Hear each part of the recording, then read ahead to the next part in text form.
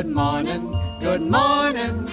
It's great to stay up late, good morning. Good morning. High in fibre and low in GI. I feel like I'm doing an ad in the time. The Anzac Biscuit was born out of a need in wartime, and it's just significant today as it was then. Carolyn Creswell is with us today to show us how to make this fabulous, typically Australian traditional treat with 100% Aussie-made stuff. Good morning, Carolyn. Good morning, Carolyn. Good to see you. Hi, hi. I know, it was like very much kind of, you know, of the day, wasn't it? Good morning. Yes. Of course, you're au fait with cereal, aren't you? Well, that's what I've done for 15 years.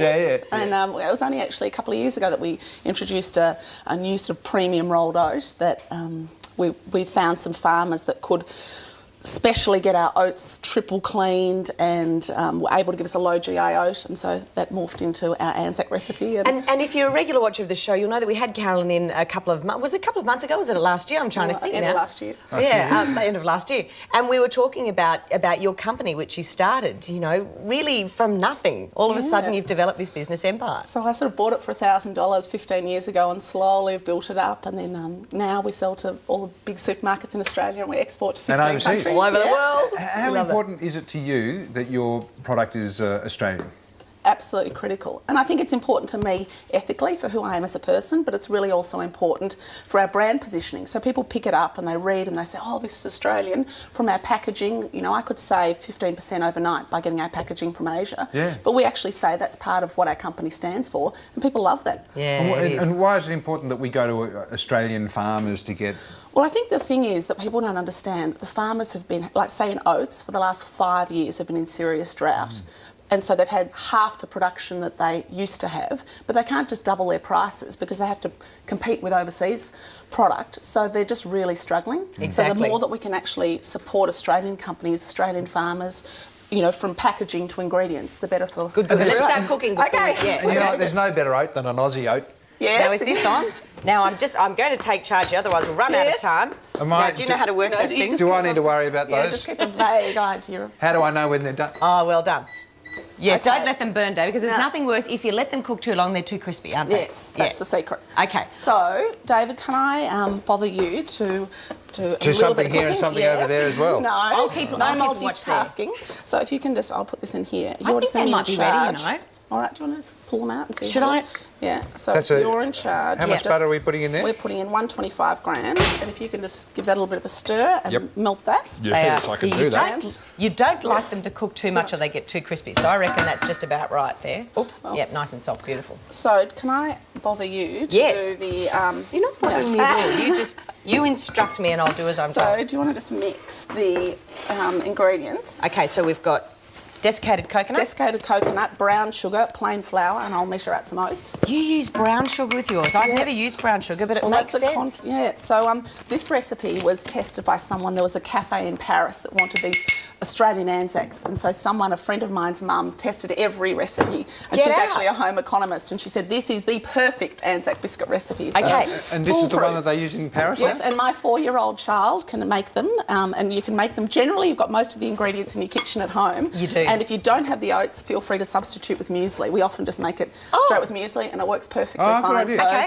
if you don't have those, feel free to substitute. That's good to know. What do they call the Anzac biscuit in France, in Paris? I think they call it the Anzac biscuit. Le Anzac. They had better. Le Anzac. So, do you There we know the history of the Anzac biscuit? While I try and multitask here. Well, yeah. Apparently, it was designed as a healthy supplement for the soldiers. So it was women who were worried about their husbands not eating nutritiously. So they decided that they would try and design a product that could be sent over to them, which was going to take 2 months at sea. And So they it had to keep? Had to keep, so they couldn't put eggs in it. So they came up with this recipe, and initially it was called the Soldier's Biscuit, and then after Gallipoli it was renamed the Anzac Biscuit. So there's a bit of history. Is there any truth to the rumour that if the diggers stuck it in their top pocket, it'd stop the bullet? I don't think so. But apparently, sometimes ones. it was so hard they actually turned it into porridge. So, so they put some... That works on too. it. Yeah, And so the just oats? Add the oats. I So do mix those love through. rolled oats. I love oats and I love rolled oats. What does rolled oat mean? What's the So rolled you bit mean? grow an oat, and then you take the outer shell off, the husk, and that gets given to animals for animal feed. Yeah. And then you have an oat of which you steam it so it's pliable, and then that becomes a stabilised steamed groat, I think. And then it gets rolled, and then it goes through this process to become actually a rolled oat. So it all depends on how rolled it is. So a lot of people, if you're making porridge at home, they're tempted to want to use quick oats, but they're actually medium GI. So this GI is this new trend about trying to sort of have sustainable energy throughout the day. So so we want to use the proper oats. You want to use proper oats, and you want to make an effort to stand over a pot for 5 minutes and actually make your porridge. You know, it doesn't take long, and then it is actually more nutritious and exactly. And it tastes better, so much better. Okay, what next in here? We've got the butter. So then we're just going to, I will help here. We're going to throw in some golden syrup. Okay. We're going to throw in golden syrup the same thing as treacle? Yes, I think. I'm not the expert, but I think it is. And what's that? There's water and so this is some bicarb of soda, some golden syrup. We can do it with honey if you don't have golden syrup at home. We use our honey. I think sometimes you have to just work with the fact of making it, and sometimes, you know, it's 10... okay. Oh, there we go. Well, that means it's ready, although we already know they're cooked. And it does this sort of weird thing here where it froths up. Yeah, so that'd be that's the bicarb, yeah? Yeah. Creamy, so we'll just put those ones there. I'll get the tray out for our ones. Should I stir vigorously? Yes, here? beautiful. And at what point should you... Stop stirring vigorously. Yeah, so that's done. So it's we'll done. Turn that off. It's Thank you very much for your help. It's absolutely the dead easiest thing to do, isn't it? Isn't it? And like I said, it's a great thing to do. I sort of find as a working mum that I try and do things with my kids that are sort of engaging and fun, and this is something that they absolutely love, and they can make it in... There they are. There's Will and Lily there. And they can make it quite easily. And they're making Anzac cookies. Yes, and they can do it in a sense that... Are you right there? I should have given you an apron, sorry. No, that's all right.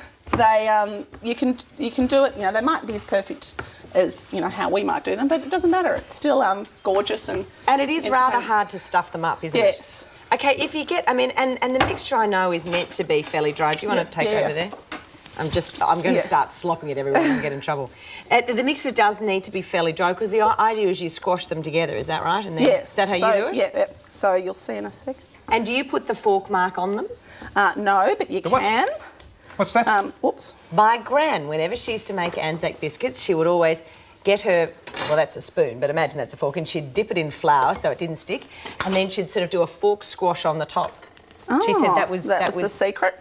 Wow. That's the traditional way, is it? Or is well, I don't know. She always seemed to think it was, but... I might do this with my hands. Yeah, I do it with my hands too. And I think that's what suits the kids too. And so you can make them all sort of different sizes. Now, see how that's not perfectly mixed in? Does that matter? No, it doesn't matter. You'll just grab it with your hands and you just kind of squash it in a bit. There we go. It's absolutely sensational. What, you're not going to flatten those down? Well, I will in a minute. I'll just, you'll see. I'll just fix this oven. David, I wish you'd learn how to work the oven. I wish someone had learned how to work the oven.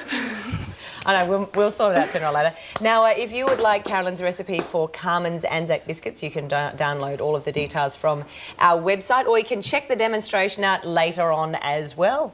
Thank you so much. Pleasure. Hook into these later on. Beautiful. See you again. Nice to see you. And we'll be back after that.